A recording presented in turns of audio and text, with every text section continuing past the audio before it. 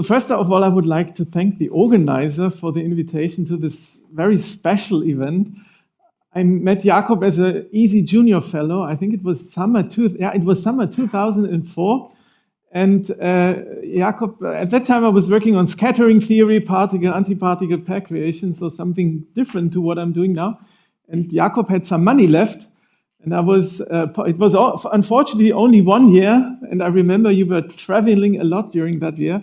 But it was Jakob who brought me into contact with many body systems, and I'm very thankful for that because I really enjoy working on problems related to many body systems, and I like to remember my times in Vienna. Today, it's a talk about impurities in the Fermi-Gas. This is a joint work with some of my former PhD students and one current PhD students who are mentioned on this side. And I would like to start with some motivation. We all are interested in many body systems, and we know that it's often a little bit easier to describe things with effective equations. And if you assume independence of the particles, you can use, for example, law of large numbers arguments to be able to deal with these many interacting particles in the system. We replace the interaction by its expectation value in many cases. And what I'm interested in now is the effects of anti-symmetrization and symmetrization of the particles, because anti-symmetrization leads to correlations between the particles, and the question is, what is the effect? In one of the talks in this conference, I heard that a Slater determinant is some kind of a uncorrelated state. I would not agree to that. If you symmetrize or anti-symmetrize wave functions, of course, you get correlations. Well, for full product of bosons, so they are all in the same state, of course, symmetrization, it's still IID, but as soon as you have some kind of different states, this leads to correlations. And I would like to give this very simple model, right, which I also like to present to my students in class, which emphasizes this, and it's some kind of really simple, but gives you the story about the things we have to focus on. It's a story about two particles just on a one-dimensional torus, and I have two orbitals. The one is the constant, the other one is the first excitation. And there's a normalization factor. And I want to look at these three different wave functions you can look at. The first one I call classical. Well, we could call it distinguishable particles. It's not symmetrized nor anti-symmetrized. Then there's the bosonic state where I do symmetrization, and the fermionic one where I do anti-symmetrization. The bosonic one might be a little bit academic, right?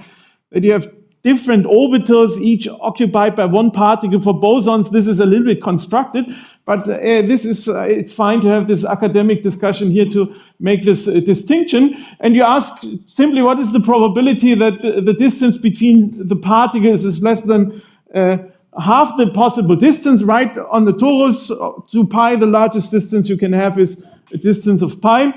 And this is a very easy calculation you can really do in classes. And you see, if you look at the state which you get at this symmetrized state, you have e to the ix plus e to the iy for the bosons. You get some constructive interference at 0 and destructive interference at pi. And that means that the probability that the particles are close is increased. And for fermions, it's exactly the other way around. And you can calculate these probabilities. It's also interesting to see that this effect vanishes at high momenta. If the momentum difference is large, then this is suppressed. And I think this tells a little bit the story about bosons and fermions, which I find interesting. You know, at large momenta, the distinction between fermions and bosons and classical particle gets less. On small momenta, you have these interesting effects that bosons want to stay close to each other, which is also then leads to interesting effects like Bose-Einstein condensation, which is a very peculiar quantum effect. And for fermions, you have the rigidity of the Fermi sea, which is also some kind of a quantum effect, which has no classical counterpart as far as I understand. So these are the interesting quantum effects which you see here for these two different particles. And here in this simple model, you see that it's just the opposite sign, which causes these very different effects and tells the story. And the question is, how can this be used on these many-body systems? And I would like to scale up to many particles, and for many, many particles, for a high density, see this effect is increased. And as I said, you have these interesting effects of Bose-Einstein condensation, special feature of the Fermi-Gas, if you have many particles, which I think are very exciting to me.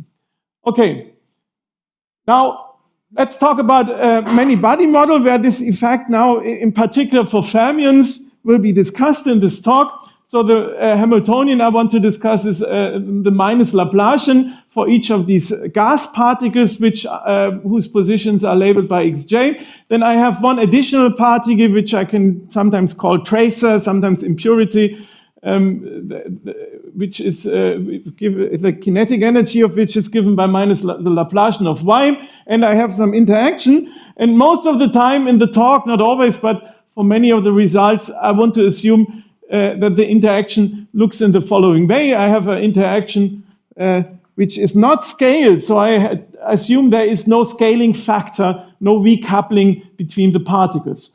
For the initial state, I assume that I have a Slater determinant describing the Fermi-Gas, and I have some kind of initial particle, initial wave function, which describes this impurity particle. I put everything on a torus of large volume, and since I have no interaction between the particles for now, that will come in the outlook, it's not so difficult to do the limit volume to infinity first. So most of the results where I just have this interaction between the tracer and the Fermions will be done uniformly. The estimates will be done uniformly in the volume. And the goal is to solve the Schrödinger equation at low temperatures, which means that the phi j's will be the states of smallest energy, the filled Fermi sea. Now, if you would do the same for bosons or distinguisher particles, this is just what I wanted to remark to understand why this is special for the Fermions, is that you would, since you have a coupling which is not too weak, you will have high fluctuations in the force acting on the impurity. And you know there's this famous square root of n law. If the density is rho, and let's say the interaction has a compact support which is kept fixed, then you will have rho interaction partners at each time, so you have fluctuations in the force. And what you will see is strong dissipation and fluctuations of the particles. So the Brownian motion will be very large. If you put your impurity into this kind of sea, very fast the particle will go to infinity. And for Fermions, these fluctuations are heavily suppressed, and I think it's interesting to discuss how strong this effect of the suppression really is. And this effect will depend on the spatial dimensions, and we will see that, which I think is very remarkable, that for 1 and 2 dimensions, these fluctuations in the force are so small that you get, on a time scale of order 1, free time evolution. Now, to see this, I would like to discuss the one-dimensional case first, to see the free time evolution of this impurity particle. And I've drawn here on the left side the picture which gives you the spectrum. So large K here on the x-axis is the total momentum of the system. And for each total momentum K, I can just give the energy spectrum on the system. And I have this kind of parabola, which when you reach Kf will be linear. So this is not so easy to see on the slide. So after this point close to the mouse cursor now, I'm like this. After here, it's this parabola will turn into a linear function.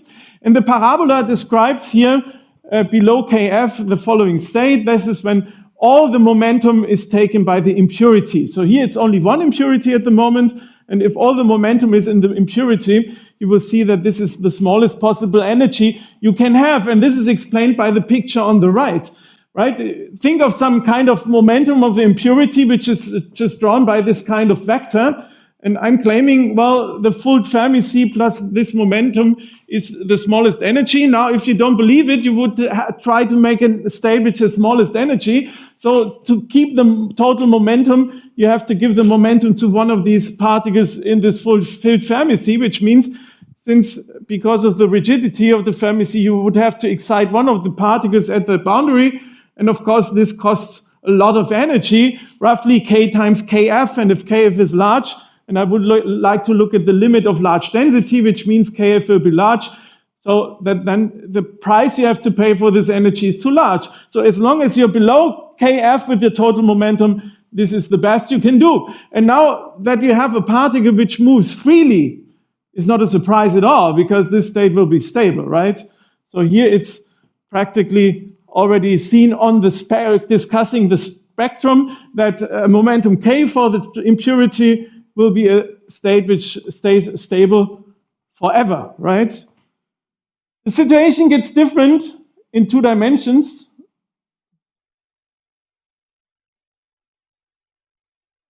Oh, sorry, now here. The situation gets different if you have 2 or more dimensions.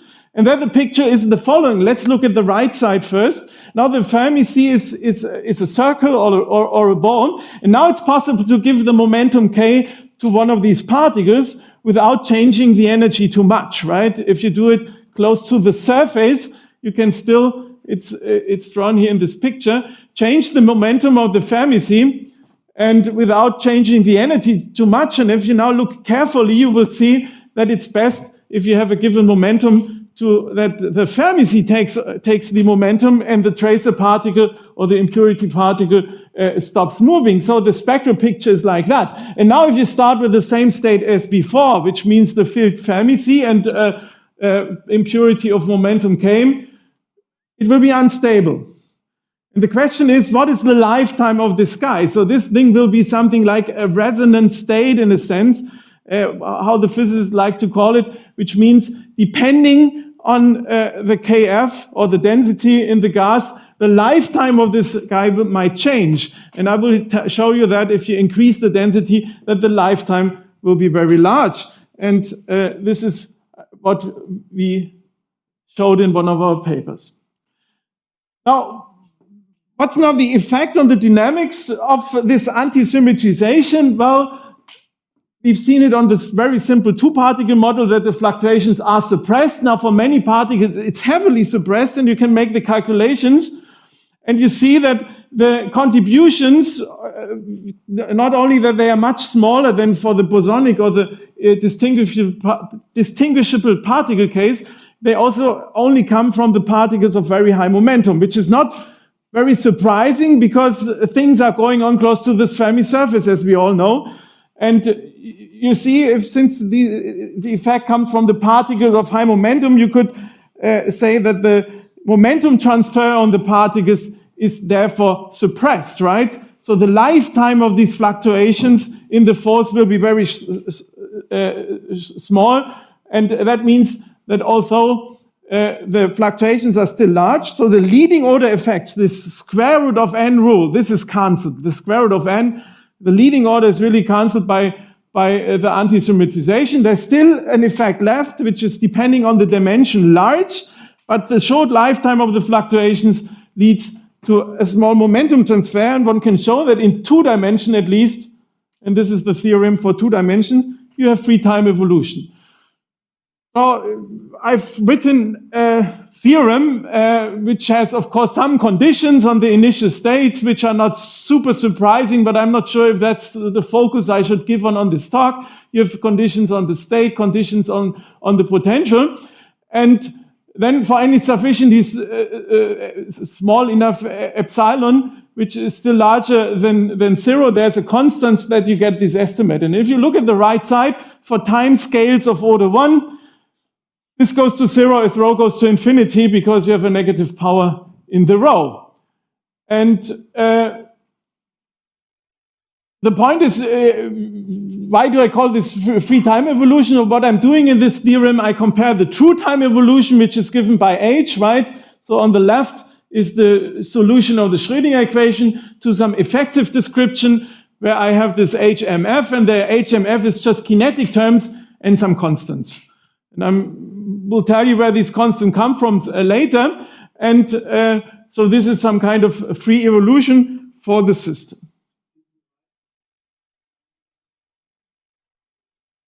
Yeah, that was the one at the very beginning. That was really the one kinetic energy, the kinetic part for all the particles, and just a coupling without weak, no weak coupling, and just the pair interaction. It's the first Hamiltonian I wrote. Where was it? I don't remember. It's just a coupling between, here it is.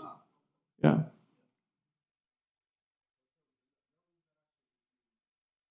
At the moment, no. No interaction between the fermions, yeah. It's only tracer with fermions. Okay. Yeah. Yeah. No, there's no Grönvall involved, right? Is there a meaning to that? Well, that's, I would say it's more technical than there's really a meaning, right? Yeah. Yeah, please. Yeah. Okay. So,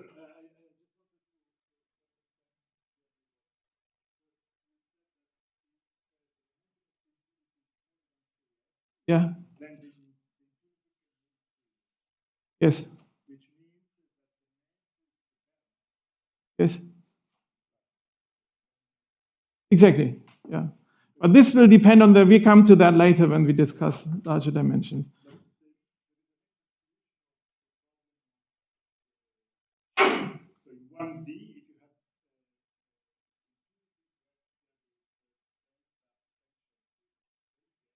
yeah. There is an exact yes. Which calculates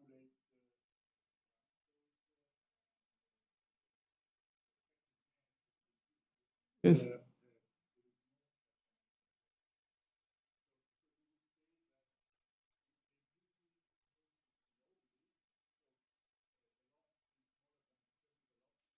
Yeah. Yes.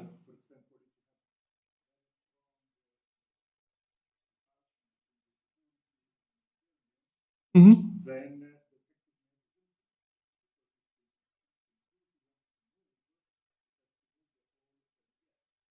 Okay. Okay. Well, first of all, we're not considering delta interaction because we have some kind of conditions on our interaction which exclude delta like interaction. And I'm not sure what you get is, and also what you say in your argument, that you come to the theorem. Of course, first of all, we have a constant here in the situation. So the leading order effect of the interaction just in our case gives a constant, of course, which does not change the effective mass of the particle, right? And I'm not sure if you say you have a strong delta and it just travels through the gas, I would say this is an effect which just leads to a constant thing. And I think this kind of seems to be on the heuristic level hidden in our constant if you think of some... But, yes. So you have a potential. Yeah, if you have two impurities, you mean? No. Okay. One impurity. Yes. Impurity interacts with the yes. And so you have an interaction Yes. Yes. Something else. Yeah. I'm not sure if you're talking about the same thing. So the interaction we look at, of course, has some shape, but the effect of the interaction, if you have this field Fermi-C, the leading order effect is constant. That's what I'm saying. Because you have a Fermi-C of constant density. If you would change the density in a sense, and don't take the field Fermi-C but something else, this will be different, of course. In a difference that you are thinking of strong interaction, this is sort of a fixed interaction potential, but it's looking at high density, which is effectively a weak coupling. Yes, exactly. So it's sort of yeah. Maybe that explains. And I think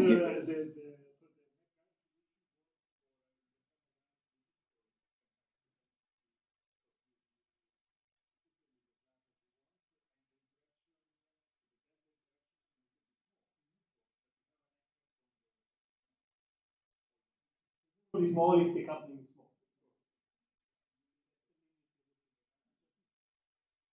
Yeah, I don't know. I think for one dimension, I think it's even that you don't see the effective mass even on large time scale because of the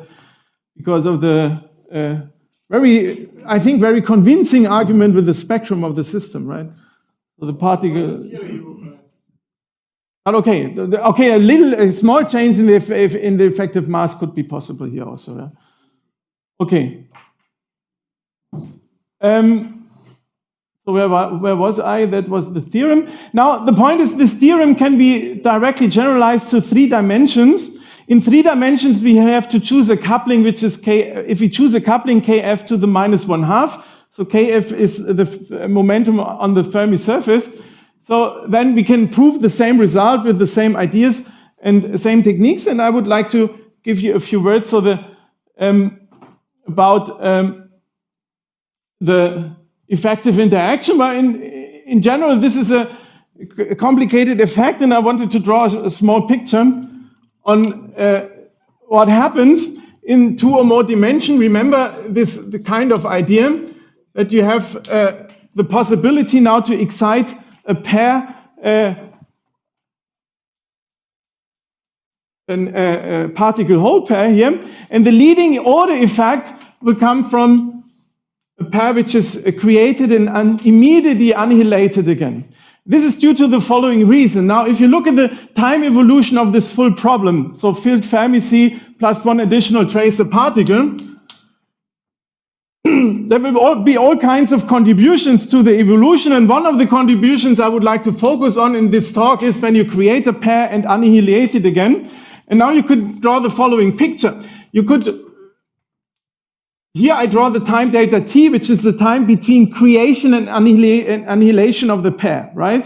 And now you have some kind of effect. The amplitude of this kind of effect is rather smooth. But now you will have a phase difference, right? Because if you create these 2 pairs and you don't create it in a very special manner, which does not change the energy too much, but for most of these contributions, the energy will change drastically. So next to the amplitude, which is rather constant, you will have some kind of phase factor, which changes very fast. And the time scale, of course, is given by kf, so the time scale of this phase factor. Now, the leading order of this effect comes from creating the pair and annihilating it more or less immediately. From the technical point of view, you would do the estimates by doing some kind of integration by parts. So the boundary terms of the integration by parts will be the leading order effect. And this gets interesting if you look at 2 impurities entering the gas. Now, the leading order for one impurity is this creation and annihilation. And now for 2 impurities, impurity 1 might create a pair, impurity 2 might annihilate a pair, and you get some kind of effective interaction between the 2 particles.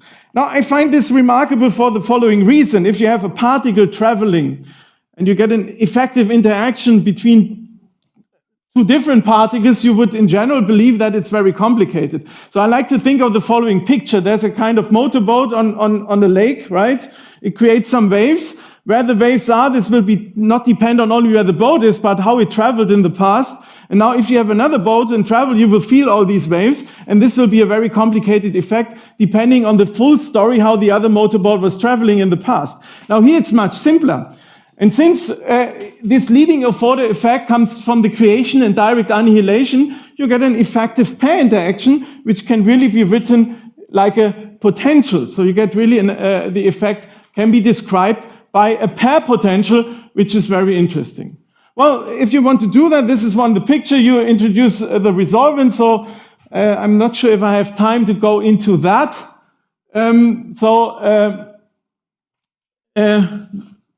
You get this kind of resolvent which we use, and as I said, the boundary terms from the integration by parts are the leading order. I think I can have these short time. So the effect, if you want to do that, the effect from that is just an integral of some kind of amplitude term, which is kind of smooth, and then you get something like here you have the the energy change, the energy difference between these two different states.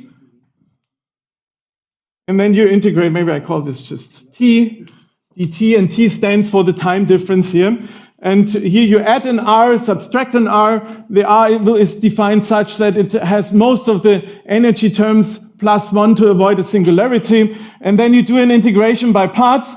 And if you integrate this e to the IR, you get, since R will be very large, remember the energies here, energy change is large for most of these effects, you get something which makes this integral small, and you do integrations by parts, and you get the boundary effect. And it's not surprising that if you write down the potential, this is the explicit description of that, you will have something like R appearing. So in the denominator, you have L squared minus K squared, which is the difference of the kinetic energy of this you get when taking out one particle and putting it in again. This L minus K is then the difference in the momentum which is given to the tracer particle. So the tracer particle also changes its energy. You get an effect from that, and you have such kind of a potential. And there's some numerics David did where you can see how this interaction potential, how the shape looks like. This effective interaction potential is always attractive, no matter the sign of the interaction of the particle with the tracer, which is not surprising because it's a second order effect, right? So the minus sign drops. Or in other words, if a particle, in the repulsive case, the one tracer particle moves away some of the gas particles, so the other one who's also repulsive with them likes to be close. And in the attractive case, you can tell the same story with the opposite sign. Now, in the last few slides, yeah. The picture you mean here, oh, sorry. This one? Now, this is just the shape of this effective potential depending on the radius. So we just, well, the integral is positive, right? So there's some special,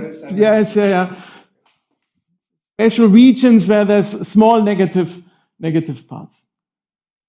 Now, in 3 dimensions, I said we can also do these old results which we had, but we have to assume a recoupling. Now, the next goal was to say, okay, also in 3 dimensions, we want to have a coupling which is of order 1, because it's most interesting for many physical situations.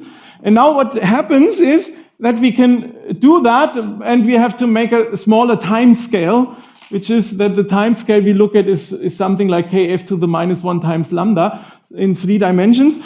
In many estimates, this might be a no-brainer to say, well, if you just change the coupling and the time scale, you could somehow get that by rescaling. Here it's very special because one of these arguments is this integration by parts. We use these interference effects, right? Which means this time scale is more or less given. This is fixed in a sense, right?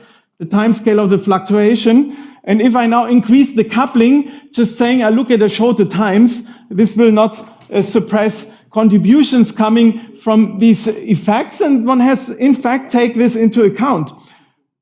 Which means many of the terms are now still easy to estimate, or if we just integrate some norm differences on a shorter time interval with a larger coupling, the guys we estimated like this are no-brainers still, right? Because you just gain a lambda and you lose one, but now for these kind of terms which have to do with interferences, this does not work.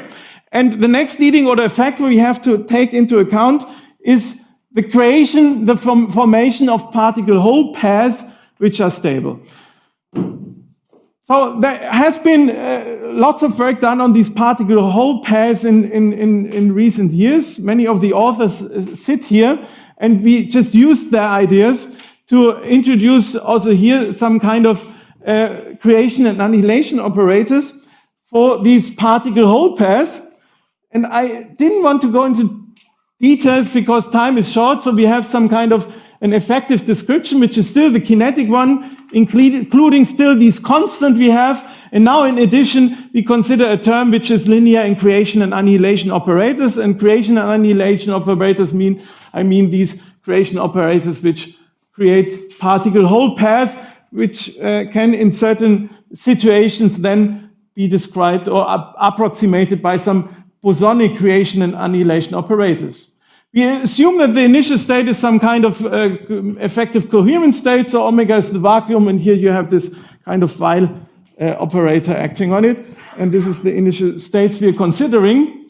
And in this situation, we can really show that this effective description is the leading order description of our wave function. And I think my time management today is quite good, because I have 2 more minutes as far as I understand, right? We would have more because we started late. I see. It takes 7 more minutes. I see. Yeah, we started late, okay. No, but I think I don't have 2, 3, 4 might be enough, okay. I would like to give an outlook. And the outlook is the following. Of course, now, one interesting thing we are discussing now, which we've just started, is to take interaction between the gas particles into account. And the first thing you can do is you can just say you have an interaction between the gas particles, and you do a coupling between the gas particles, which is so small that you can still recover the old proof. That's a no-brainer, of course. This is the first thing we did. Now, with my current PhD students, we got a little bit further. We used some kind of ideas how to control these additional terms. And still, we have some result which is non-trivial and very technical, but we are still away from the next step, which I would like to introduce now. Therefore, I called it an outlook, because what we want to do now, and this is what we're working on at the moment, we want to scale this interaction in the gas up. And the question is, what is the interesting scaling? Now you might say, okay, the interesting, most physical one might be to have no scaling at all, right? To have a coupling strength which does not get weak with the density. But we are far away from that. And now what we're doing at the moment is we want to have a situation where there's an effect on the dispersion relation in the gas. Now turn on an interaction with the coupling, which is exactly that the dispersion relation is changed by this interaction. And this will, of course, have an influence on this energy which we have here, this different dispersion relation, will have an influence on the resolvent. And if you go back to this kind of description of the effective pair interaction, what you see here, if you analyze these terms where they come from, as I said, the L minus K squared is something, L minus K is the momentum given to the impurity particle, and this has something to do with its energy. This does not change if you change the dispersion relation in the gas. So this L minus K squared should remain. But this L squared and minus K squared, comes from the change in the energy by putting in and out a particle with momentum L respectively K. Now we have different dispersion relations. This should have an effect on this interaction, and we're curious to find situations where this physics of the system, if you have 2 impurities, is in fact changed. And this is kind of the outlook. And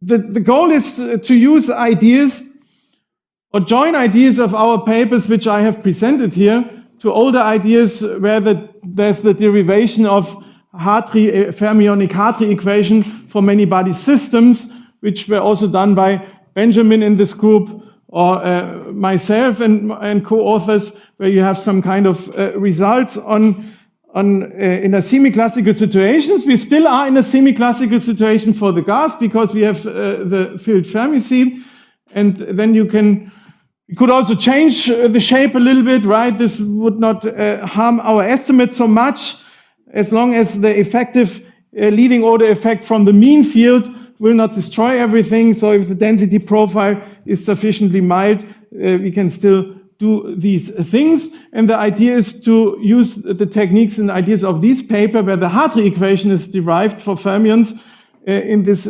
situation, and join it with this to get a situation where, in fact, the gas itself is not free, but described by Hartree. And then you would expect that here you just get from the different dispersions also different effective interactions. So this is the outlook. And here I think I would like to thank the audience for listening. And again, Jakob, it was a great pleasure being your postdoc, and I wish you a happy birthday.